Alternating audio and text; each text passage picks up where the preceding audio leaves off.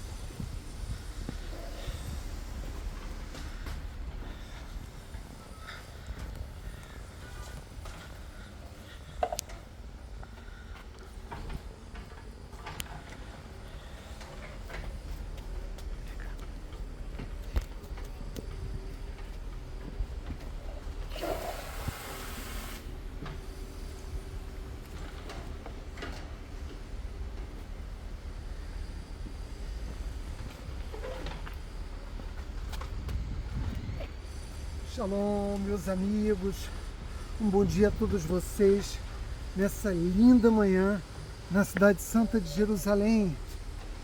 Como vocês puderam acompanhar, nós acabamos de fazer, eu e meu amigo Daniel Zulay, hoje eu trouxe um legítimo judeu marroquino sefaradita comigo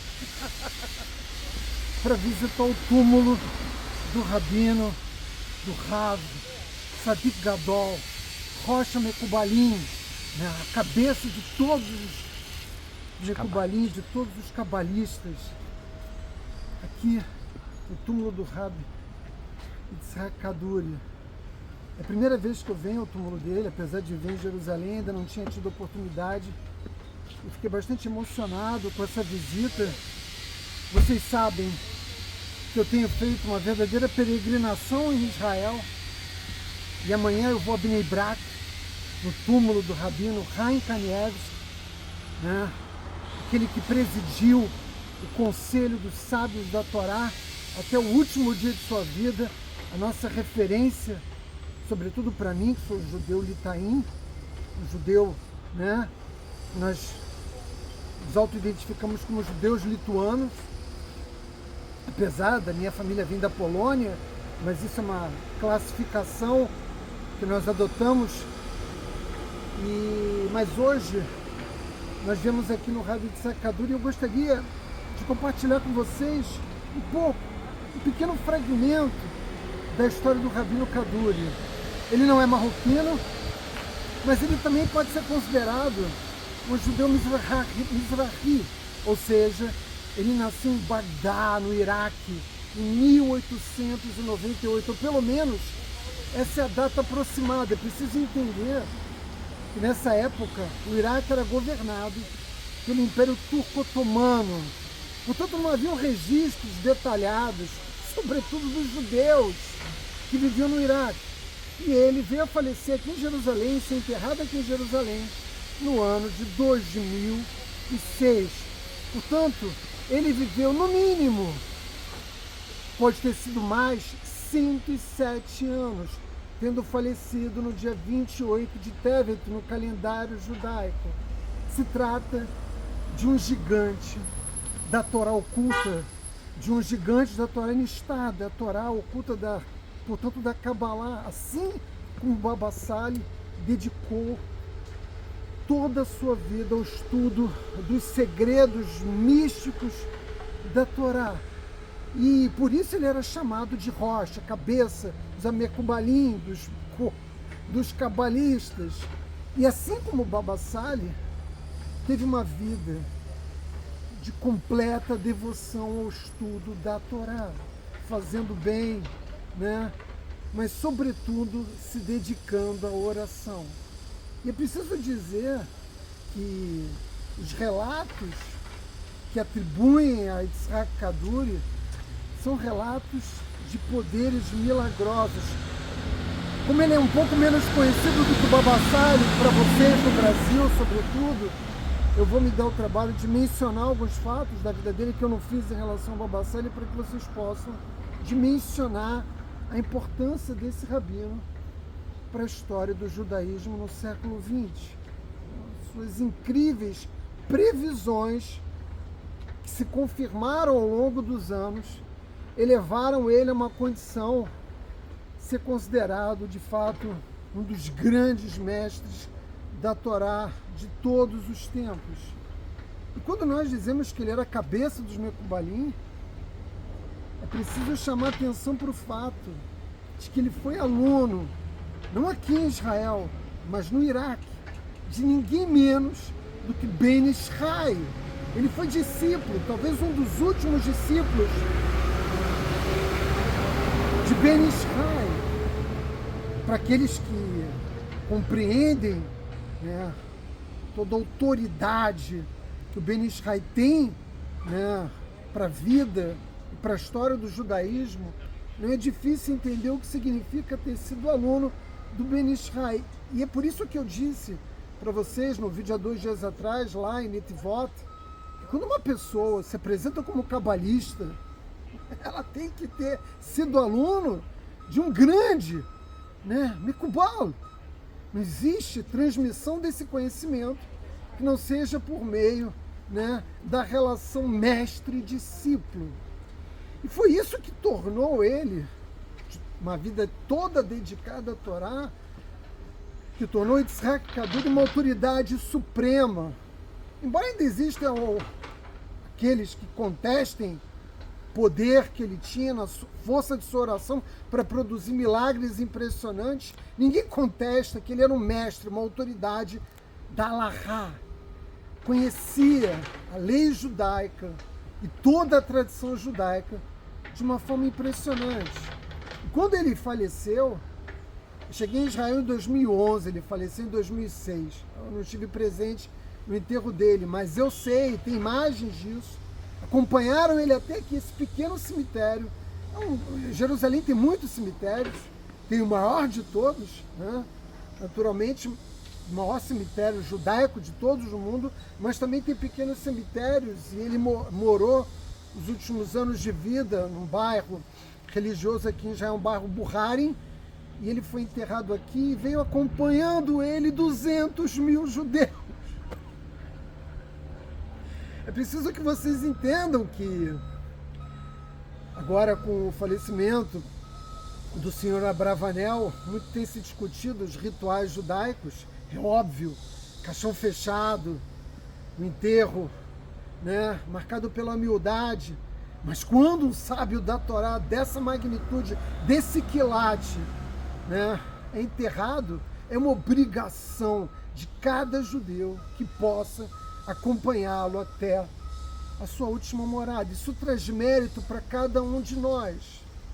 Daí a relevância que esse homem tinha e representava para todo o nosso povo, de tal modo que ela ultrapassa os limites da sua geração, porque ele foi um mestre da Torá do século XX e do início do século XXI, mas ele certamente, como tantos outros sábios da Torá, se eternizará geração após geração como um líder espiritual do povo judeu.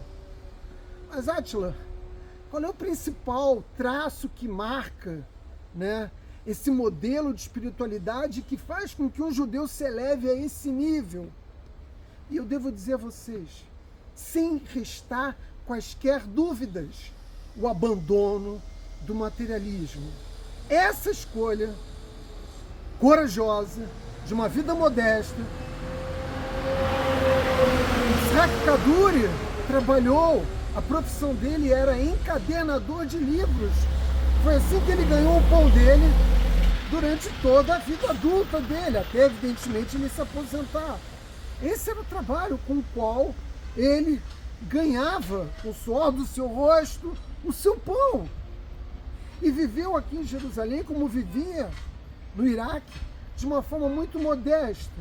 O abandono ao materialismo, aliado a uma vida de completa dedicação à Torá, é o que torna um judeu tão grande perante o Criador. E é por isso que a sua memória foi imortalizada, como eu disse, não só na geração anterior, na atual geração e certamente nas gerações que se seguirão. Há vários aspectos interessantes envolvendo a história do Rabino Yitzhak Kaduri. A primeira delas eu já mencionei, o fato de que nós não sabemos exatamente a idade dele. A segunda é que ele era um encadenador de livros. Hafetz Haim, por exemplo, tinha um comércio no qual ele trabalhava poucas horas por dia.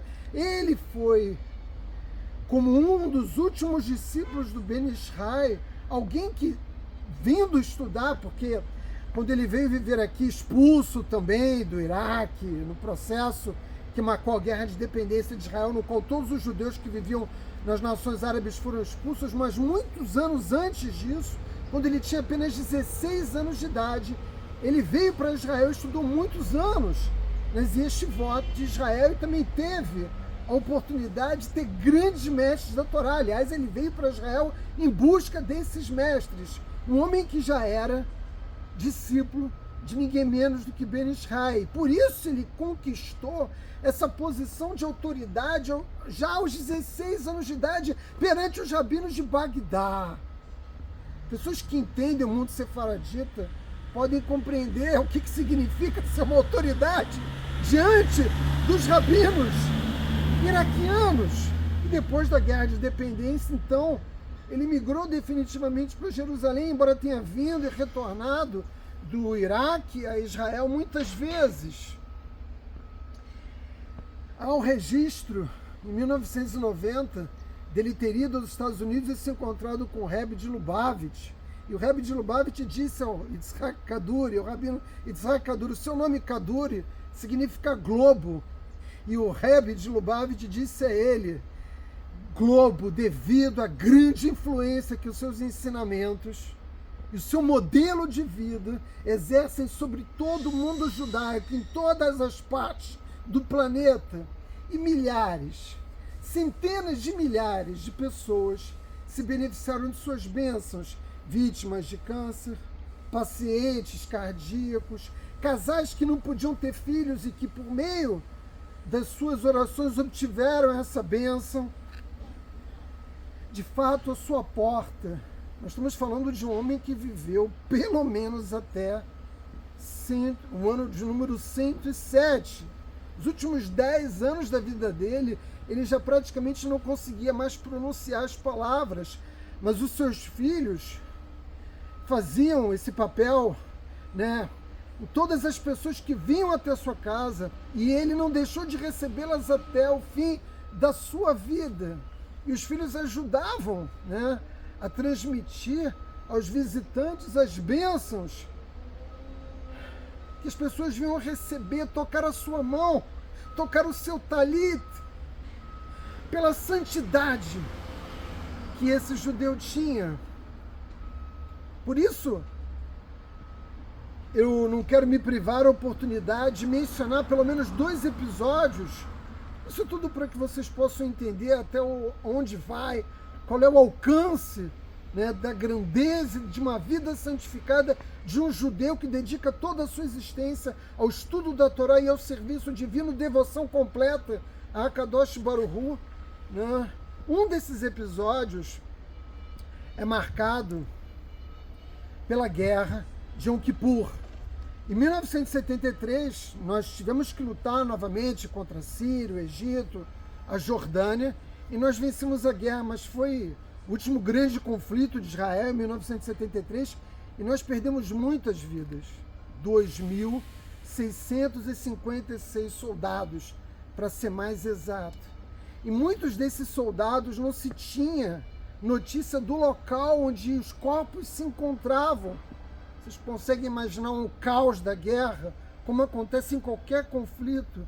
E as famílias desses soldados, desesperadas para encontrarem os corpos dos seus entes queridos, soldados de Israel que tombaram em defesa da nossa pátria, recorriam a quem?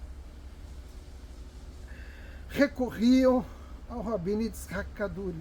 E ele apontava aonde encontrar os corpos desaparecidos para que as famílias pudessem localizar e dar um enterro adequado. Entendem o significado disso? Entendem o significado de uma simples bênção que havia nesse homem? E não era inclusive necessário conversar com ele. Os relatos de pessoas que o conheceram, que eu tive a oportunidade de conversar, dizem que apenas vê-lo, o brilho do seu rosto, o sorriso caloroso, que trazia uma aura especial em torno dele, já era uma bênção. Portanto, esse homem que nos últimos 10 anos de vida não tinha força para segurar um sidur, mas que não perdia nenhuma das orações, e ele era, acompanhado e protegido pelos seus filhos, continuou até o último dia de sua vida abençoar povo judeu, sobretudo na terra de Israel. Ele se casou 2 vezes, foi viúva a primeira vez, teve um segundo casamento e teve muitos filhos, netos e naturalmente bisnetos. Deixa uma enorme descendência aqui na terra de Israel. Vocês podem imaginar, um homem que viveu pelo menos 107 anos. Mas alguns de vocês podem dizer, ok, ele foi uma autoridade suprema no estudo da Alahá, ele foi um sábio que tinha uma conexão muito especial com o Criador e que por isso tinha uma vida tão santificada que ele era capaz de realizar milagres impressionantes, como fazer com que casais que não podiam ter filhos tivessem filhos, que pessoas gravemente doentes encontravam a cura. Mas esse reconhecimento, ele não corria só por parte, da grande nação judaica espalhada pelo mundo. Em 1998, o rei da Jordânia, o rei Hussein, fez um convite especial ao Rabino Yitzhak Kaduri. A gente está falando do líder de uma nação árabe. E a Jordânia, embora tenha celebrado um acordo de paz com Israel, nós estamos vendo agora, desde o dia 7 de outubro, como o povo tem ido às ruas pedir a morte dos judeus. Mas o rei da Jordânia, em 1998, ou seja, apenas 8 anos antes de sua morte, o convidou para visitar nada menos do que a tumba de Aron HaKodesh, do irmão de Moshe Rabbeinu, que está enterrado no Monte Or. Eu falei sobre isso recentemente num dos nossos vídeos, porque a Torá registra, a morte de Aron há 2 parashot atrás, e o rei da Jordânia veio buscar ele de helicóptero e levou ele de helicóptero até o Monte Or, e ele, rei Hussein, pilotando o próprio helicóptero. Para vocês terem ideia, do reconhecimento que esse judeu iraquiano, nascido em Bagdá, que viveu tantos anos em Israel, realizando milagres extraordinários, teve a sua importância para o nosso povo. E havia uma característica, né, em tudo que ele fazia. Ele não foi o único judeu que fez isso, e que ele, como um judeu árabe, de origem árabe, né, nascido numa nação árabe, ele tinha o costume de beber araque, né, e ele dava, né, uma pequena dose de araque aos judeus que vinham até a sua casa. E eu comprei aqui uma garrafa de araque, já acendi uma vela, como vocês viram, pela elevação da alma dele. Eu não quero perder a oportunidade, junto com meu amigo Daniel Azulay, de nós tomarmos uma pequena, hein, Daniel? Dose de araque, também pela elevação da alma do Rabino Yitzhak Kaduri, para eternizá-lo em nossa memória. Daniel, você ainda nem bebeu, você já está derrubando a tampa, Daniel. Lechaim. Baruch atah Adonai Eloheinu melech haolam she'akol niyad bidvaro. Amém. Baruch Adonai Eloheinu melech haolam she'akol niyad bidvaro. Amém.